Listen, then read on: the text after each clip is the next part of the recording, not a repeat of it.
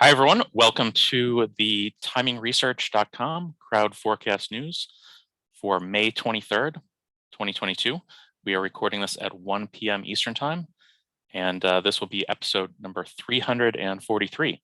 So my name is David Kosmeter. I'm the creator of TimingResearch.com. And today I have arranged for Roger Khoury, who's a first-time guest. So thank you for being here, Roger.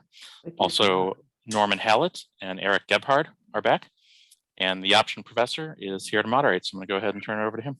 Okay, great. And we had quite a week last week in the stock market, a big reversal and a big move off of 325 on the 10-year note. So I think that's pretty big things that went on last week.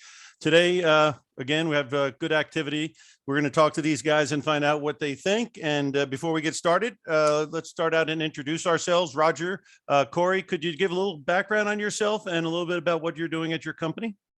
Sure. In terms of a background, actually, it's a little funny. I never intended on teaching my methodology or turning it into a business. What happened in my community was just people noticed I had a lot of free time on my hands, and they started asking, "What the hell is it you do?" And when they found out that I had a very controlled approach to being consistent at outperforming the market without taking big risks or holding on to large drawdowns, it naturally piqued people's interest, and that's when people began to ask, would I be willing to teach them? And I used to teach Sunday school, and I know just how rewarding it is to teach people, and it's just very impactful. It's fun. So I thought, yeah, why not? And I started doing that. And it just kind of snowballed. And today, probably 90% of my clients come from word of mouth referrals from existing clients. So it's kind of fun. But that led to me becoming the founder and CEO of Market Forecasting Academy.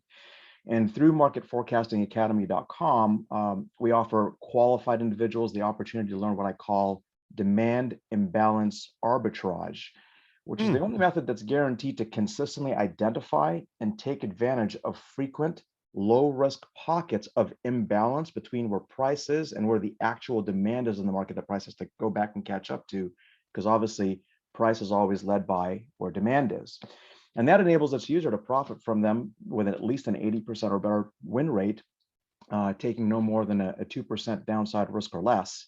And the model is based on just an innovative first real-time demand analysis methodology. And that eliminates the inconsistent hit or miss experiences, which allows people to avoid having to take big risks or holding on to those large drawdowns, which traders typically have to endure through. So it's a little bit, it's a different approach to the market than I think what most people are used to taking. Yeah, no, it's unique to me as well, and I've been around for a while. When you are talking about demand, are you talking, because obviously there's definitely imbalances when you see volume, obviously up and down volume. Are you kind of looking at the volume? Like, for instance, last week when we went to 3,800, obviously we had a tremendous amount of downside volume. Would that be something that might kick in a low risk entry point?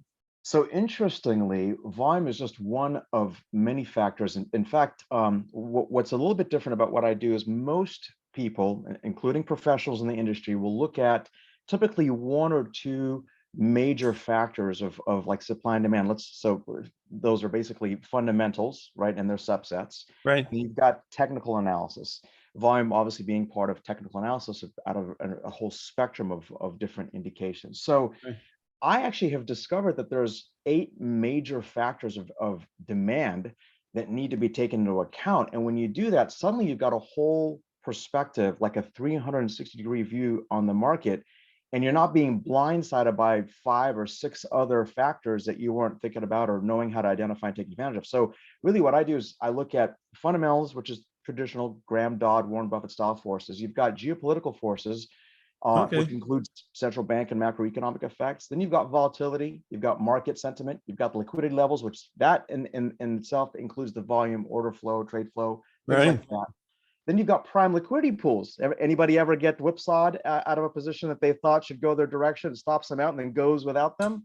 Those are prime liquidity pools that market makers and brokers and investment banks know where they are and how to target. So once you understand how to take that into account, suddenly those experiences become something of the past, right? And then you've got the imbalances of supply and demand, and of course, technical analysis. So when you look at all those together, that's my specific approach. And through that, I'm able to actually conduct a real-time analysis of where the demand is, moment by moment. And that's what allows me to have the accuracy and the consistency that I've been known for.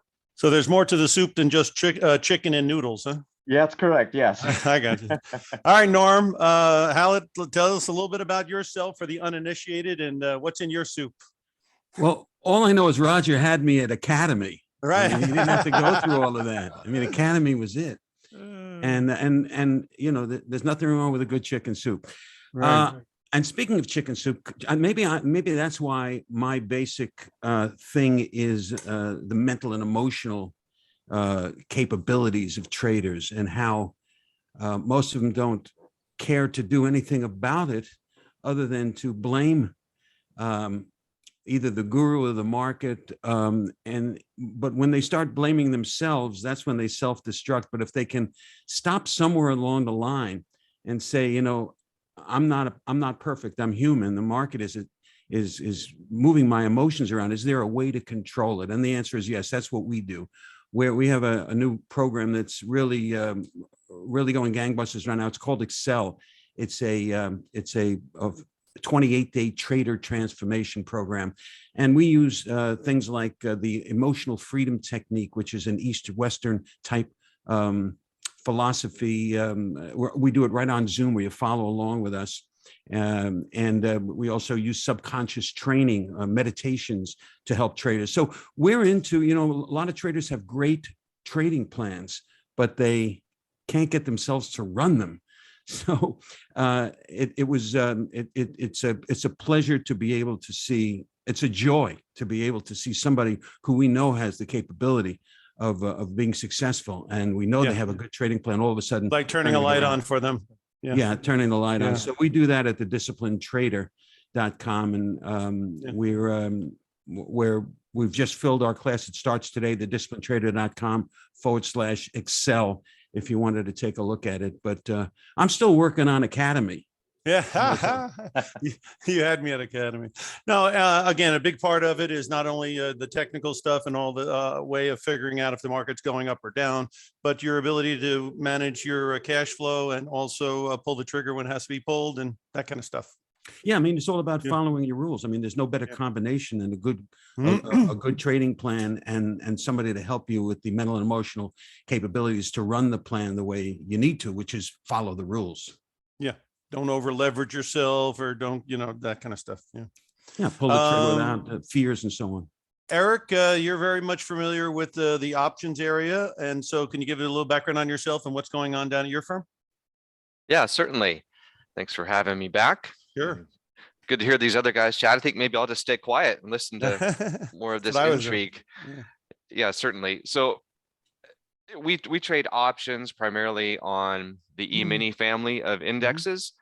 And there's some advantages to trading on that space or in that space compared to the SPX, for example, or even ETFs.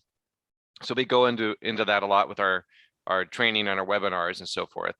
But we also have an algorithm or algorithmic based process with our option strategies, mostly collecting premium. So we're looking at higher probability outcomes. Typically, we're looking at outcomes that have essentially, if we're selling premium, collecting the premium, we're looking at something, generally speaking, that has a 90% or greater probability of expiring out of the money when we're collecting those premiums. And we have some unique proprietary strategies as well that are non-directional in nature. So we give the market a wide berth at times when needed. A lot of it is dependent on some various factors and variables that are sort of hidden within the formula, but you know, clearly one of those being the VIX.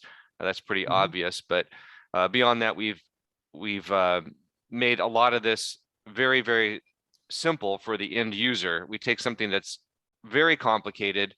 We can have 6 legs and an option spread. If you're trying to do that on your own, it's a nightmare, and I wouldn't recommend it. So that's why we have the technology to build those trades for us and then to manage the risk and reward with some automation. And that way you can execute. Like I heard the gentleman before me here, Norm, I think he mentioned about execution. I mean, you have to execute or else all your plans don't have any meaning at all. So I think a retail trader typically gets lost in the fog a lot of times, and they have a lot of inputs. They're watching media, they're on social media, they have friends, they have family, and everyone's talking in their ear, and can't sleep at night. They don't know if they should add more to their position or get out and take a lot or whatever it is. But I think we've kind of addressed some of that with creating an automated process for options trading in a very unique way, a bit of a niche market. Yeah, the nice thing about the options is you have two disciplines as soon as you get into the market. One is you have a specific strike price and you have a specific expiration date, which obviously gives you discipline on those two things right off the bat, right?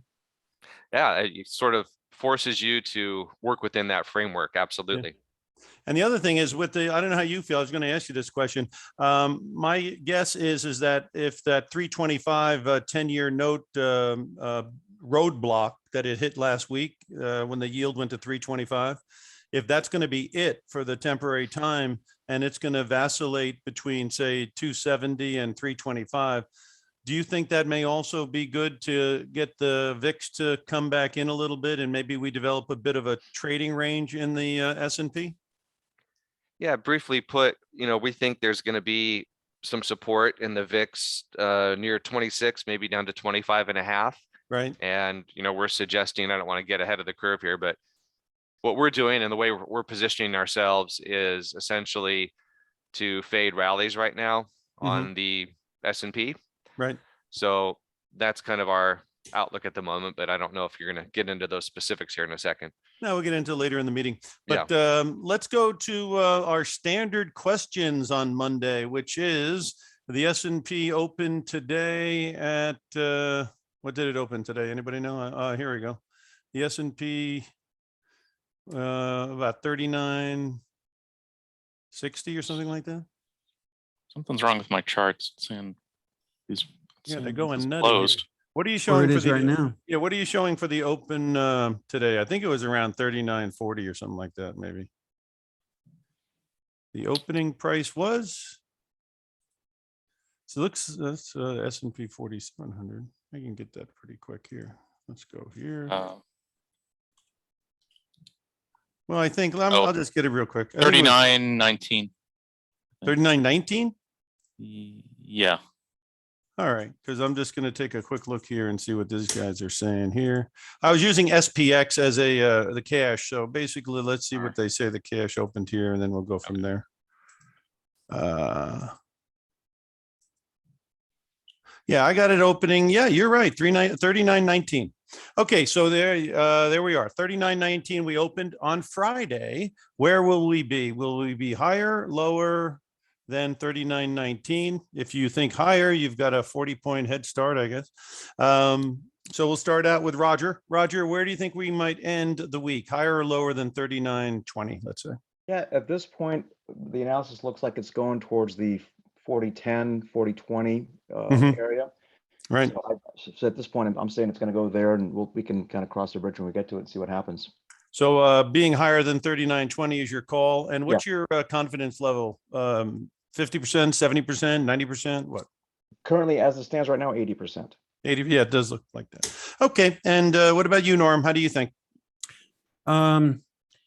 Is there sideways? Is there a sideways? Is well, there where it could land exactly at 39.20. But if you're that good with numbers, we can play roulette later today. I'm going to say lower, although I'm going to look wrong most of the week.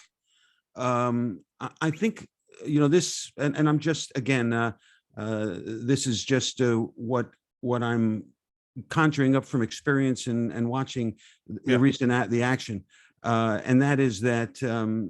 We'll be accumulating this week as people decide whether this is going to continue to drop or whether there's a good time to bottom pick. Right. And I think by Friday, by the end of Thursday and then Friday, the fact that it hasn't made tremendous gains or hasn't formed what looks like a response higher, I think you'll have a sell-off again on Friday. So that's well, the scenario that would possibly lead to that is the 10-year, which obviously went from 325 down to 270 something.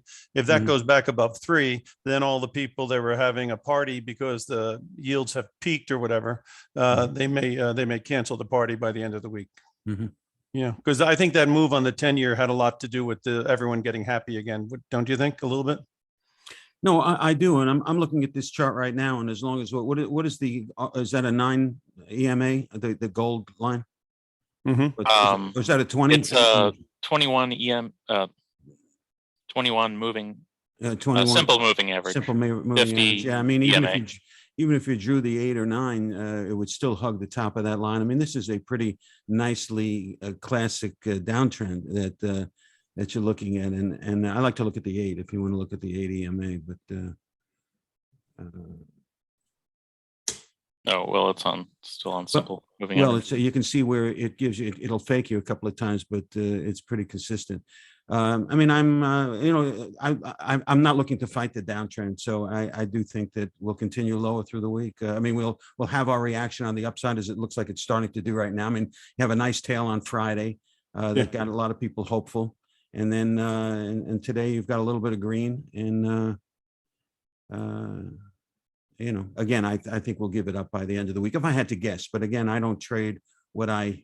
So were you like, were you like 50 on 50 on that, or 60-40? What do you think? Oh, no, I'm going to give myself a 66 2/3.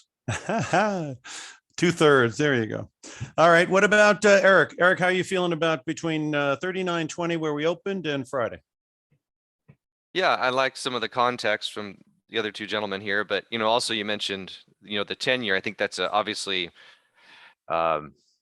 you know, that drives, I don't know which is the chicken and the egg, but you know, that drives a lot of the price action too. I think we dropped what, 35 basis points in 2 weeks. Right. You know, that's an enormous percentage move. Right. You know, I think that gets missed by a lot of traders, but you know, nonetheless, I think that I think we're going to continue down, and I think we're going to be around 38.30 by Friday. That's kind of a number that makes a lot of sense to us, and that's kind of how we're positioning ourselves. I think the first gentleman here, Mr. Khoury, mentioned a higher run up to near, I think it was 4,000. And I think we probably will do that, but then I think we'll sell off again. So I think rallies should be sold, you know, fade the rallies, and that's kind of how we're positioning ourselves right now. You know, you have have the minutes on Wednesday, right? Yeah. And you know, and I think that you have the ECB talking about, you know, hiking, and at the same time they're kind of speaking out of both sides of their mouth as well, saying, well, we don't, what was her comment? The guard said, we don't want to put the brakes on a moving car. So they say they're going to hike, but yet they're not going to put the brakes on. Yeah. So and their big goal is to get out of negative rates. I mean, that's not exactly an aggressive goal. Huh? No, no, it's a low bar, isn't it?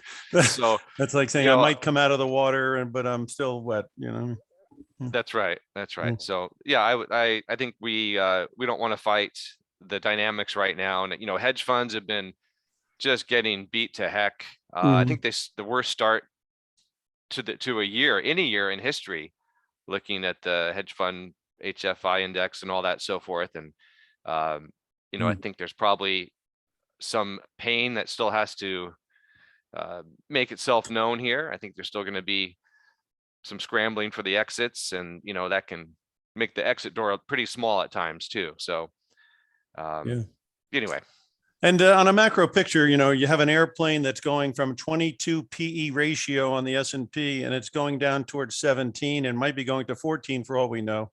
And that's a very big distance between that and the ground. So to think it's going to, you know, it's going to bounce around on the way down. And that's basically what it's been doing. You know, it's a valuation adjustment, a tremendous big one, because interest rates are not at zero anymore. And so to get the airplane from 22 PE down to 17 is going to be it's not going to be a nosedive. It's going to be a bouncy ride. And that's kind of what we've been seeing in the last couple of months, you know. But okay, let's talk about what's behind the curtain. Roger, you've got a lot of ingredients in your soup over there. Do you want to share some of the things that you're seeing that would lead you to think we are possibly going up on the indicators you're kind of putting together? So I think it's important to clarify here a couple of things. Sure. One of the things I said is we're going to look at, you know, we'll cross the bridge when we get to it, when you get that price around just over 4,000, right? 4010 level. The reason for that is one thing that I do that's very different is that if you think about a meteorologist and when they forecast weather, weather, the further you go out in your forecast, the less accurate you're going to be, right? Because there's more variables you're going to deal with. Absolutely. So now I know in the beginning, it probably sounds like I'm dealing with an overwhelming amount of information, but in fact, what I've done is I've combined it into a very simple, visually intuitive indication where you could see, just kind of like if you sat in your car and looked at your fuel gauge, you'd see you have a quarter tank of gas and you go, okay, well, I've got a 250-mile road trip and I know that a quarter of tank of gas will not get me 250 miles down to my destination. I've got to stop and refuel. So that's objective, black and white data. And this is the thing that kind of people have to realize is when you have objective data that's statistically viable, where you know you've got at least an 80% or higher probability of hitting that target, and with a limited downside risk of, let's say, 2% or less, this all of a sudden changes the dynamic of the relationship and the experience with that traders have with the market. Because my approach to the market is very different. So trade psychology is really an important factor, specifically because most traders are dealing with the uncertainty of what's going to happen next, right? So to go out and say, you know, I think this is going to happen by Friday is not going to be an intellectually honest thing for me to say. But what I can say is when we hit a specific target, we can now reassess and see whether the market has shifted gear and is about to turn back, or is it going to continue? Something's come into the market to allow it to continue forward. So we like to take the market in steps, and so the shorter the time frame, actually the more accurate we are. Although most people the conventionalism says, well, the smaller the time frames, the more noise there is. In fact, because I'm taking into account all of the major factors of demand, it actually gives me more accurate, more precise analysis, if that makes sense. Does that help? Obviously it does make sense, because trying to tell people what's going to happen in a month is a lot more difficult than telling them what's going to happen at noon. Correct. And I think one of the things that I learned back in 2020 in terms of how I communicate to people is really being clear and upfront that, hey guys, the days of having these longer term, multi-week, multi-month, multi-year holds is now become more speculative, and we need to be looking at the market more on a day-by-day basis, because the new environment that we're in now, there's no way for you to have the kind of outcomes with any confidence that we used to have, you know, 2 decades ago, 3 days, or actually beyond that. Even Warren Buffett admits he could never replicate what he did, because the market is just very different than what it was when he first started, that got him to where he is. So we have to kind of, it's a little bit of a paradigm shift. But if someone wants low to no stress, and they want consistency, and they want, I call it, there's 4 C's that are important to me. Objective clarity. So clarity is an important one. Consistency, control, and confidence. With those 4 in the palm of your hands, it's very difficult to give into what generally drives most people is, you know, fear and greed, because fear and greed are driven primarily by the unknown. I don't know what to expect, and now I'm behaving in ways that are not necessarily constructive. They're self-sabotaging. Does that make sense? No, it makes a lot of sense. Yeah. And so you be tailoring a lot of your work around the shorter term trader, because basically you feel like your probability of being accurate with your analysis is more in the shorter term. Yes, but also for those who hold long-term portfolios, I teach them the method where they're able to look at their portfolio, you know, just take 5-10 minutes once every 2 or 3 days, and kind of look, is there any need to take defensive action? Because the other thing that I empower our clients to do is to know that you don't have to be surprised by a significant correction or sudden crash. It's impossible for the market to actually move in that manner unless the environment is conducive for such a move. In other words, I can't step outside of under a clear blue sky and have it suddenly pouring rain on me. I'm going to see clouds building, and because I can identify that, and because they take time to build, it makes it forecastable and gives me time to take either defensive action, or if it makes sense to, based on the analysis, I can even profit from it. So does that help? Yeah, I think a good point would be a target, which everyone thinks dropped 25% in one day, but you know, it peaked out at 268, so it was already going towards Mexico when it got hit, right? Yeah. So, and I think the same thing with Facebook. I think Facebook probably had lost a lot of altitude before it got slammed. So, you know, you make a good point that people think these things are happening out of the blue, but generally they're a deteriorating situation that basically goes into a free fall after having deteriorated for a while. Correct. And actually a great example of that is something that people would kind of might find maybe mind-boggling on the surface. But do you remember Chipotle Mexican Grill when they had the E. coli breakout, and people, when they had news broke out that people were dying eating their food, suddenly the stock collapsed, right? Right. Well, what's interesting is it was like, I think it was 6 or 8 weeks before the E. coli breakout occurred. You could see, if you're using the analysis, you'll see that the environmental factors, demand, had shifted dramatically lower to around the 500 level when it was up at 700 and something. And so so when the E. coli breakout happened, that was the trigger, but the environment was already there. It was conducive. And so it just crashed very quickly. Right. So that's an important thing to kind of keep in mind, is that, again, there's environmental factors that occur well before something actually crashes and you know, seems like a sudden surprise move to everyone. In fact, there are things, if you know what to look for, you'll see, uh-oh, I've got to take defensive action, or, hey, this is a great shorting opportunity. Yeah. And also on the upside, it can be the same way. People will see a stock go up quite a bit, and you'll notice that it's already been going in that direction for a while, and it just basically is now accelerating. Yes. Yeah. All right. Well, that's great. And Norm, a little bit more about what you're looking at in the background and other factors that could you make that blue line the blue average 34 EMA? While you do that, I just want to comment on Roger mentioned the fact that that the fear comes from the unknown, and that is because that was more psychological, like you do.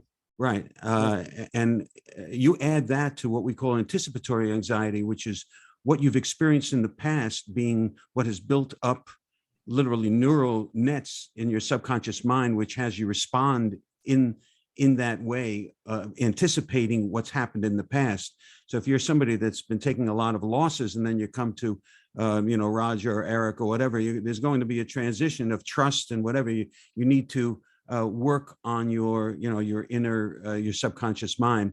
Could you stretch that out a little bit? Just about the same, the other way, zoom in. I want to show you exactly why right here.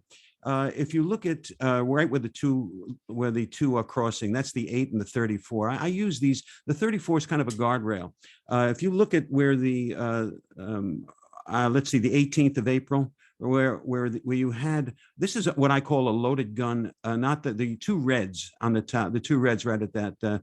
Go right. 2 days after that, that's those two right there. Little box and a big box. Yes, that's right. It looks like a gun pointing down. The first candle is a spinner, could be a doji, where you have lack of direction. There's you don't know what's going on. But if that is followed by a definitive candle, like you see the next candle, through the 8 like that, that is a very that's a very reliable trigger, because what I look for is momentum.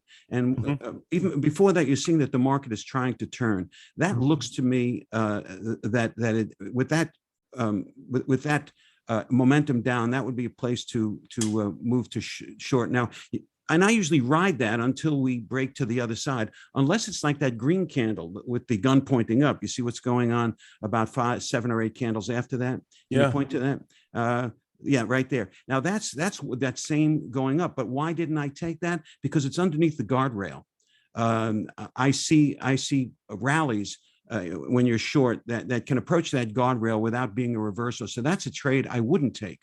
I would stick with the trade and would have been better for it. And as you move lower, 5 days ago, we have that a very similar formation. Again, 5 days from today.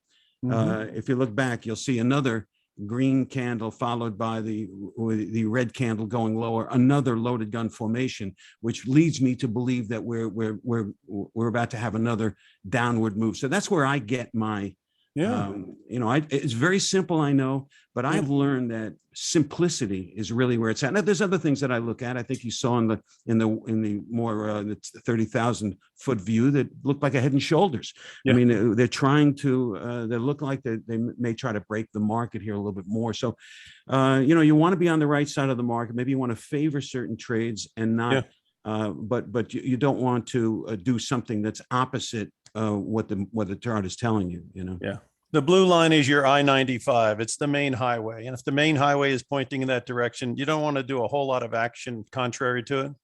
Yeah, no, I'm always following the 8, and I'm looking for that formation to trade, to put me into a trade. Yeah. Now, you have to look at if we're challenging bottoms or whatever, but in general, I won't take a trade if we're butting up against that that guardrail, because usually you have to at least have. Well, it's a little complicated to explain, but yeah, I don't take a trade that's that doesn't give me room from where I am to the guardrail, because we could go to the guardrail, but if you go long in that middle in that green candle, you don't have much possibility there. So.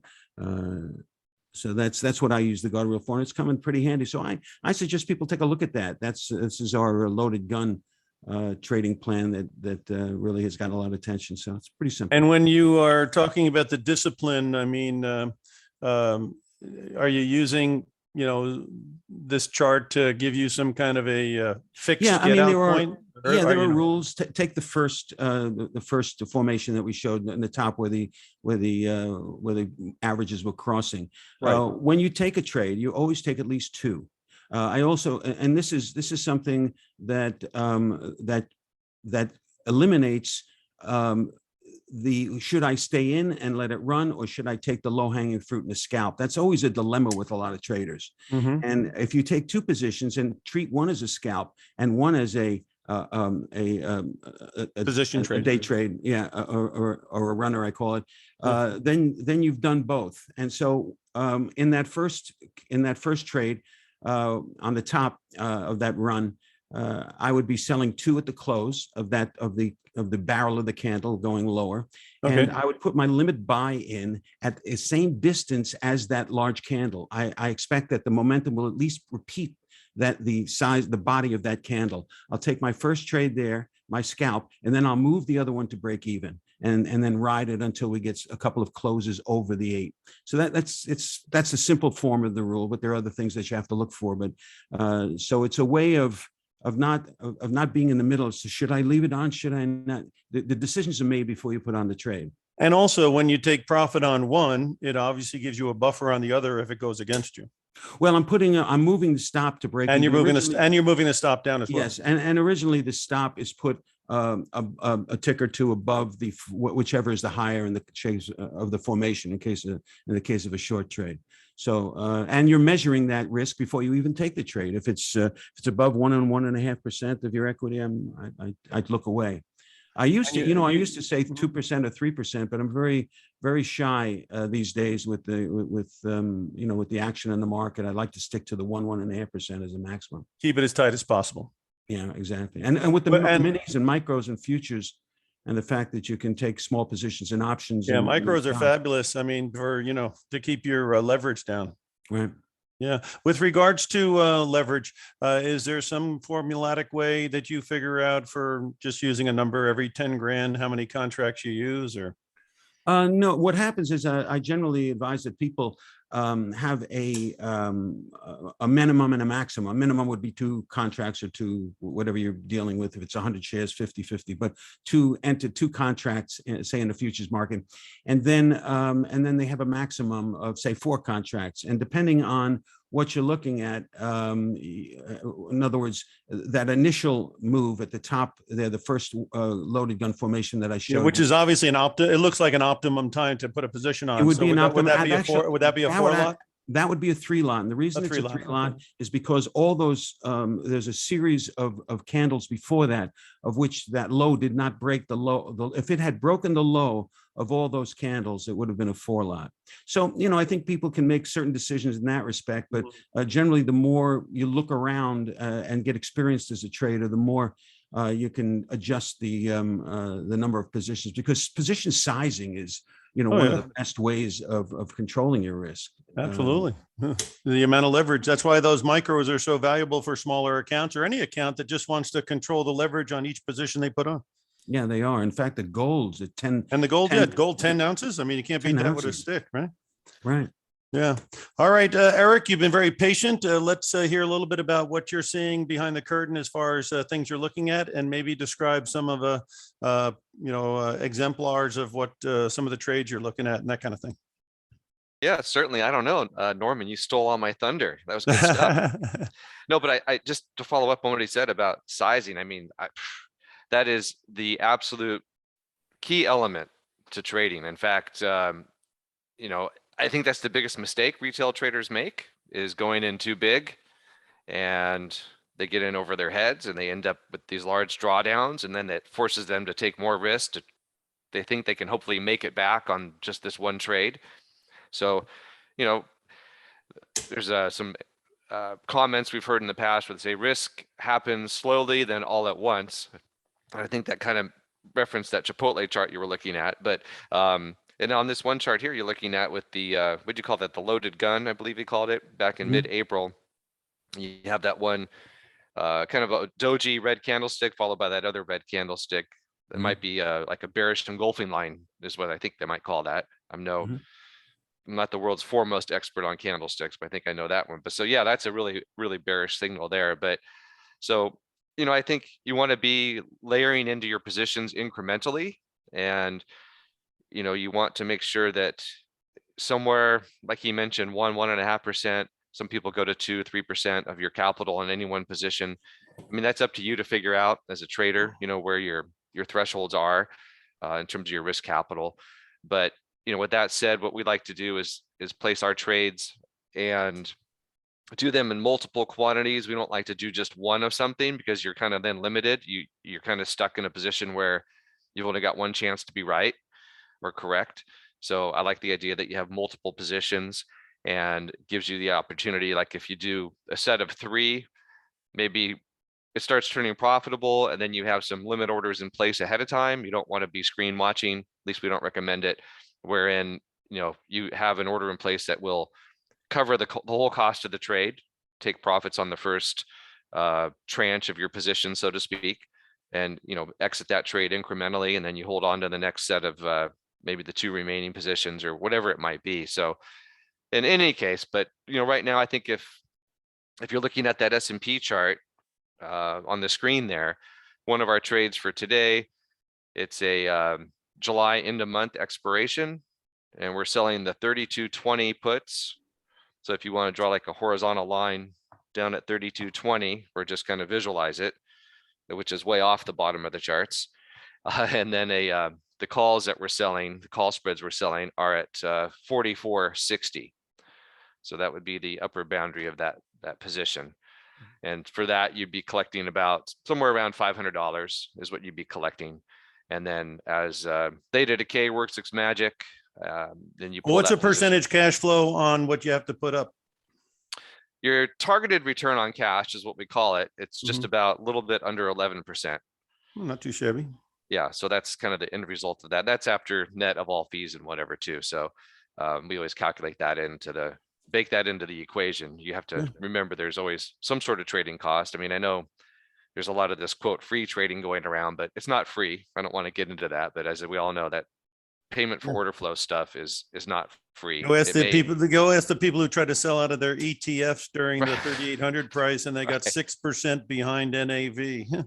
Yeah, I mean, I don't know how that is still legal, quite frankly, to be able to say it's free when there's a market maker spread in there. Yeah, the cost is certainly buried in the spread. It is even worse than before. But anyway, that's not my position here. So yeah, so that's an example of a type of trade we're doing, and that would be more of a non-directional strategy, where you're looking for the market to stay in this wide range and you capture the value out of the premium. And then we also do other trades too that are shorter in duration, and that might be more directional. Frankly, we've I don't know if it's a boast or not, but we've been positioned correctly for this year to date. So That's worked out well for us. We've been selling lots of call spreads, out of the money call spreads on rallies, buying out of the money put spreads, selling those as they ripen and mature, so to speak. So it's just been it's been nice to have this environment, at least from our perspective, where you have this elevated VIX, the premiums get richer, so you can capture more premium. Anytime you get the VIX above 30-ish though, then that starts to I guess it starts to get a little bit I would say you don't want to get too aggressive if you're trading, for example, the VIX moving above 30.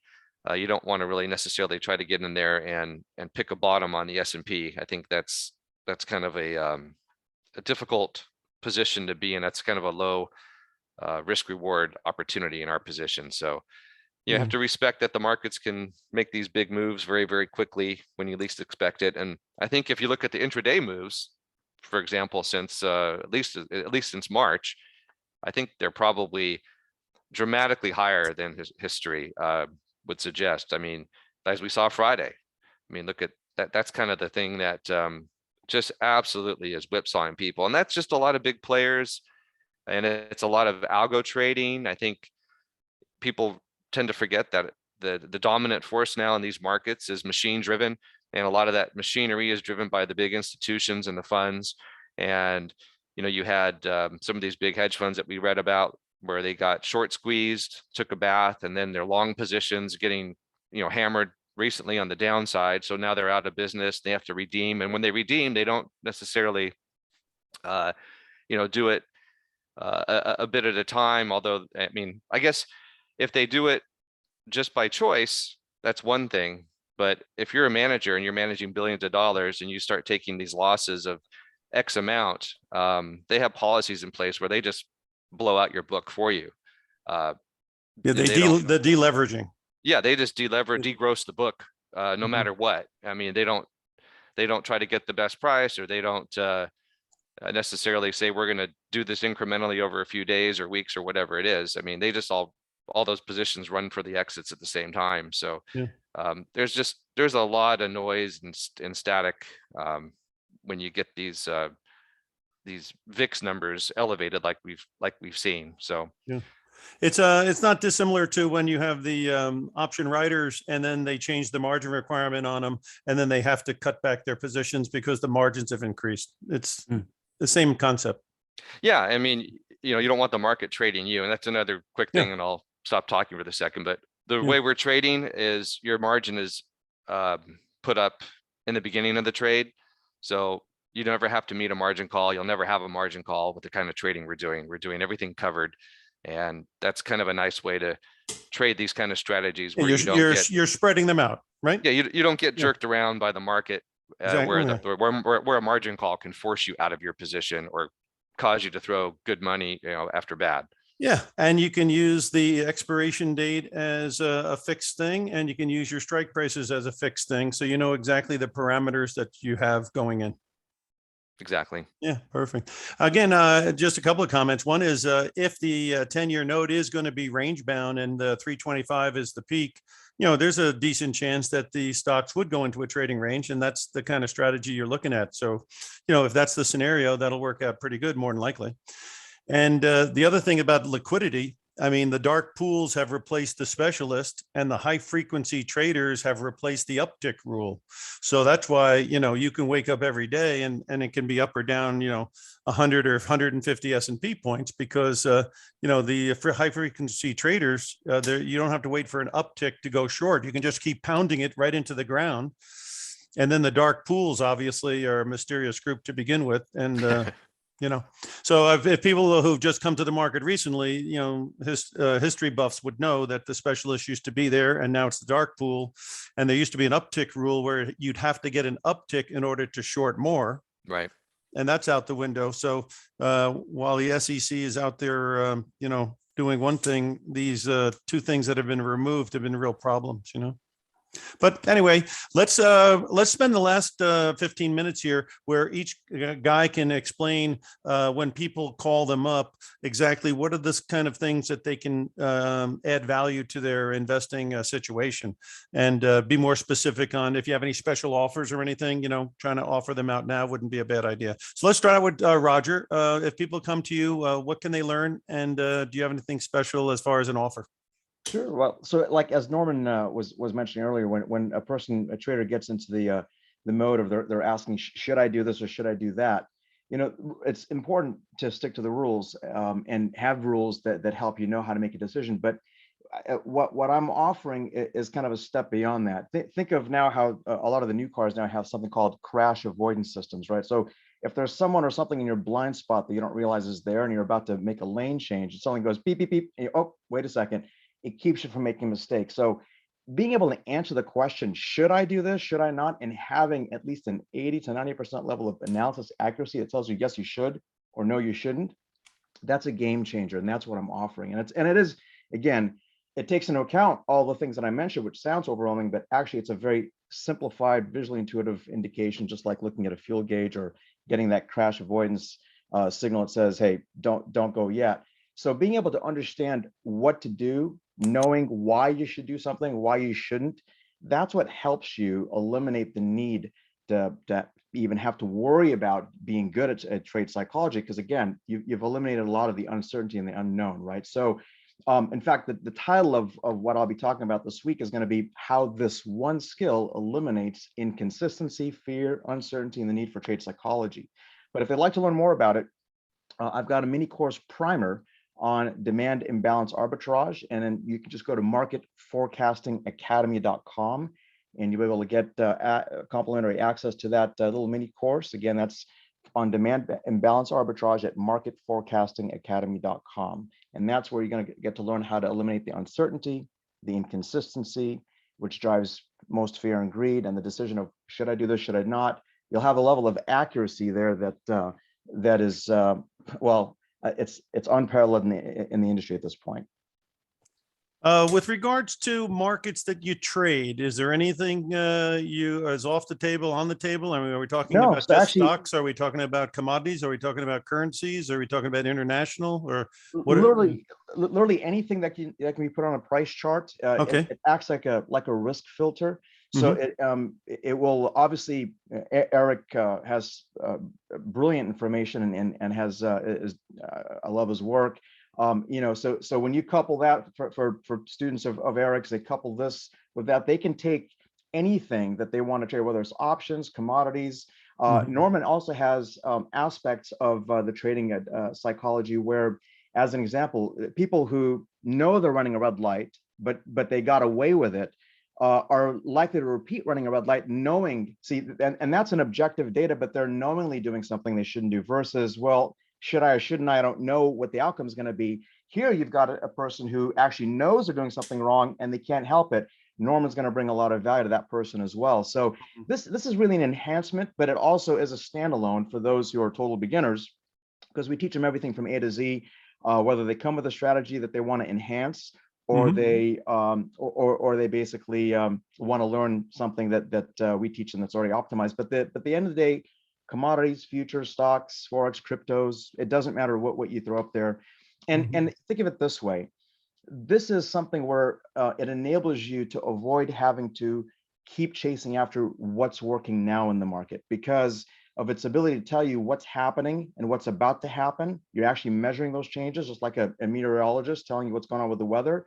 Well, what's going to happen is you can even take a strategy that goes into an unfavorable market environment where it's going to be a losing strategy, but you can actually guard against the failure simply by eliminating the losers up front. So imagine if you're just taking a 1-to-1 risk reward ratio on your trade plan, and you have a strategy that works only 40% of the time. Well, that's a losing strategy. What if you're eliminating 80% of the 60 that are going to lose right up front? Now you're only taking a total of 52 trades out of, let's say, 100. So you're trading less, but you're not losing more. You're actually maintaining your performance. And so 40 out of 52 total trades, that's still a 76% win rate, right, on a losing strategy. So this is a way to kind of think about how to guard against failure from something that you've spent time and effort and money to learn, You don't want to keep going back to the drawing board every 6 months or 12 months, figuring out what's going to work next, what's the version 2.0. You want to put that all behind you and just do one thing once and do it for the rest of your life. Does that make sense? No, it makes a lot of sense. And again, people can go to your website and get started on getting more knowledge on how to get it.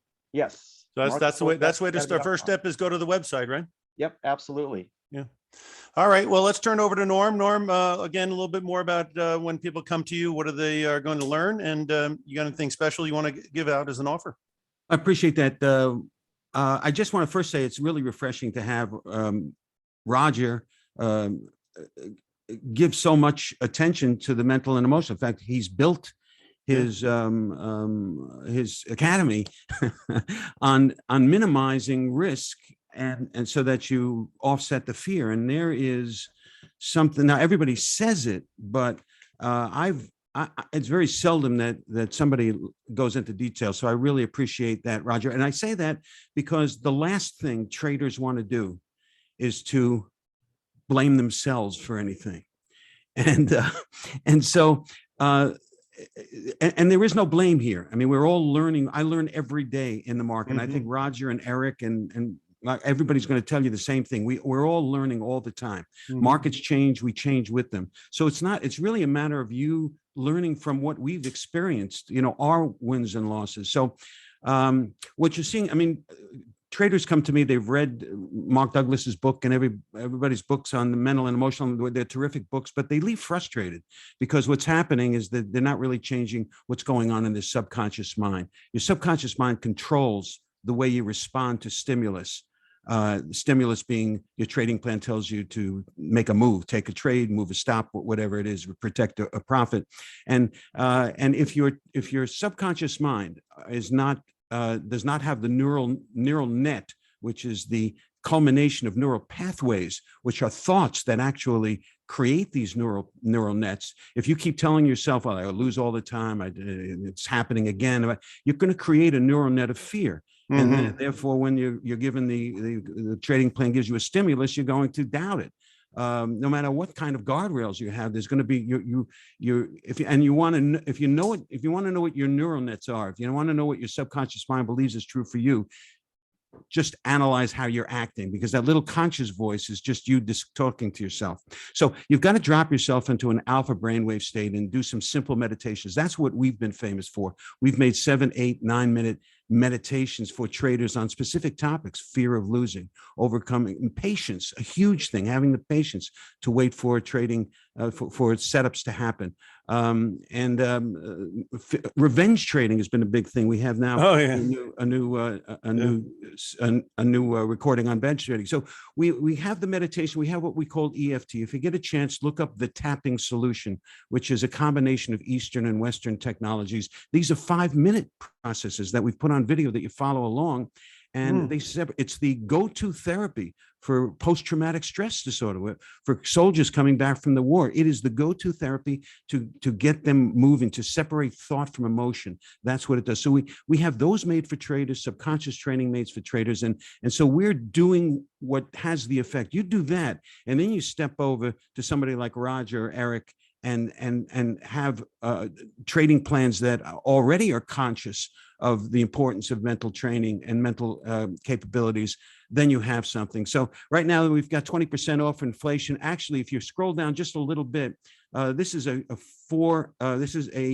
28-day trader transformation. If you scroll down on this page, you'll see that the first right there, you'll see that Monday is today. It starts at 5 o'clock today. So there's still time. If you decide later in the week, you can watch the recording of the first day. But we meet every Monday for 5 Mondays, and we all get together. We make ourselves accountable for taking these trainings and changing ourselves within that 28-day period. So I'm excited. I'm really excited to have Roger and Erik with me here, who have really by natural means have supporting what I do. So I really appreciate that. No, and it's a very important stuff that you do. There's no doubt about that. If you are trading and you're anxious all the time, obviously that's a problem. And so, when you're trading, you shouldn't be anxiety, riddled all the time. So what you're saying is some of the stuff you do can get that mental state a little bit more in balance, huh? Well, we are what our subconscious mind believes is good for us. And Right. you're in control of that. Right Right. now, you're out of control because you're allowing everything else to create your neural pathways. You're letting all those, but now you can create your own so that you have the solid neural nets to respond to the stimuli. So the link is in the chat, the disciplinetrader.com/Excel. That's a little bit more complicated. It's a forwarding link up there. It'll get you there, but the disciplinetrader.com/Excel if you want to be part of this. Sure. Everybody should take a look at those meetings and again, go over to Norm's site and make sure you try to check out one of them for sure. Erik, let's turn to you and let's see what you've got up your sleeve as far as what you think people can get when they go over to you, and also if you have anything special you want to offer. Yeah, certainly. Yeah, I think to summarize what Roger and Norm were saying, essentially you need a process, it needs to be repeatable, and you need to execute.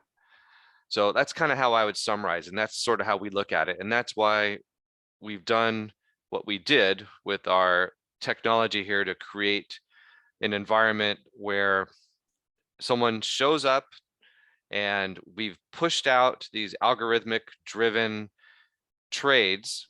So they're sort of, I guess you could call it a menu of trades where they're going to have these higher probability outcomes. Just that's what the math is. And we're not using our emotions or anything. We're just looking purely at the quantitative numbers and the data. And then from there, once the trade is executed, again, we're looking at quantifiable math that tells us when to get out. So we're fading those emotions and we're putting those aside, and you're using really something that is a tool that takes something that would normally be, I guess you would say, reserved for a team of 50 or 60 analysts at a hedge fund, and we've made it available to the retail client. We put this together because we've been doing this for over 30 years, and years ago we developed a base of thousands of clients trading all these different types of option spreads, and we would call the client and say we're doing this or that, or you'd send an email or whatever, and that's just a big mess. So use technology. We're now in the 21st century, so here's where we are. But Sure. I think one thing what people can do is look at our trade alerts, and our trade alerts do not come with an email, or they don't require that you have to log into your third-party platform and then place the trades and see how it goes. They're live or interactive alerts, so you'll receive a text message, you click the link and you'll be taken right to that alert, and if you like the trade, you touch.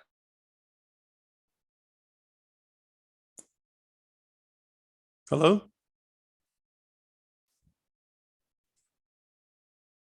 Must have taken within the profits. platform. So really, you can, Eric, profits. Erik, you cut out there for a second. Yeah, I just thought we lost everything. Oh, are we back? Yeah, no, you Yeah, just cut off yeah. for 1 second. I I don't know what yeah. happened. Yeah. But I was just going to wrap it up and say right there on the right side of the screen, it says one touch trade alerts. So Okay. any of you listening right now, watching, you can simply click that green button there and go ahead and get those trade alerts. We'll get those to you for 2 months, I believe. You'll have a demo of those alerts. Well, that's great. Yeah. So just click there and you can get the 60-day free trial. That's perfect.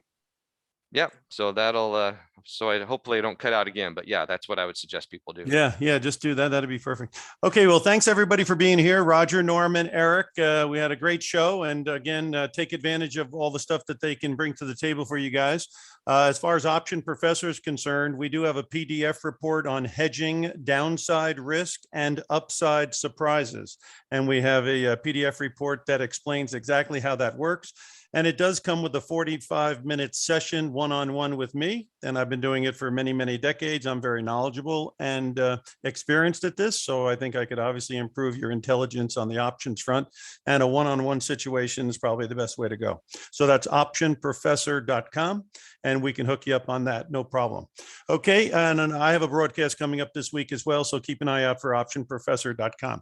Hey, Roger, Norm, and Erik, thank you guys for being here. This was one of the great shows. I think it was Thank you, guys. Yeah, very high quality show, and good luck to everybody out there. And I'm going to send it back to David now.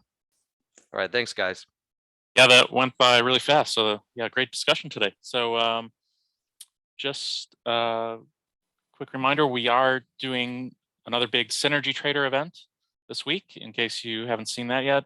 And all of the guests for today will be on the event this week. So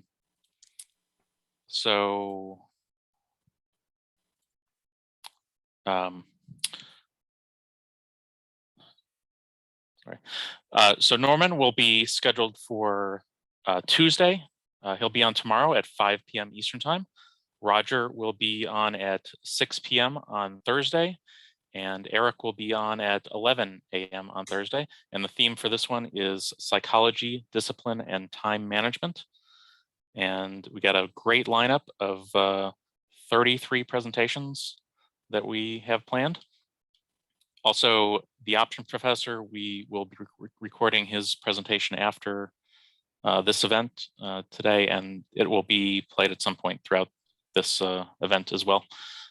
So yeah, like I said, 33 great presentations planned, and all about trading psychology, discipline, and time management. So be sure to join us this week, and you can always go to just TimingResearch.com. And there will be a link on basically every page of the site to join the event while we're live. And it will be starting at 10 a.m. Eastern time each day, and going until 9 p.m. Eastern time each day. So I just want to thank my guests again for today. Roger Khoury of MarketForecastingAcademy.com. So first time guest. And so thank you for being here, Roger. It's good to be with you. And Norman Hallett of TheDisciplineTrader.com, and Erik Gebhard of AltaVest.com, and the Option Professor of OptionProfessor.com. So thanks, everyone. Thanks, David. Thank you. Thank you. Great. Thanks, guys. Bye-bye, guys.